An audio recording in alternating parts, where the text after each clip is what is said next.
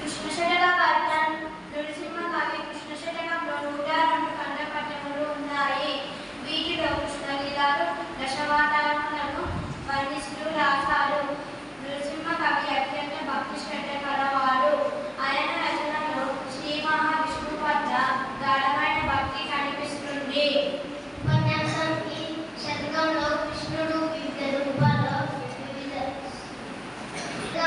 కృష్ణుడు దశావతారాలు, కృష్ణుని లీలలు మొదలైన అంశాలు వర్ణించబడ్డాయి. పద్యాల్లో కృష్ణుడి గొప్పతనాన్ని భక్తులపై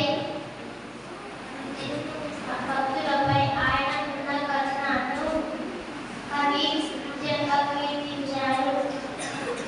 కృష్ణుడు వివిధ రూపాల్లో వివిధ సందర్భాల్లో కవి కీర్తించాడు. శతకంలోని పద్యాలలో భక్తి, జ్ఞానం, వైరాగ్యం వంటి అంశాలపై దృష్టి పెట్టాలి. కృష్ణుడు సర్వాంతర్యామి అని, ప్రజలను కష్టాల నుంచి కాపాడేవాడని కవి నొక్కి చెప్పాడు. శ్రీహరి శ్రీ ధర్మపురి నివాస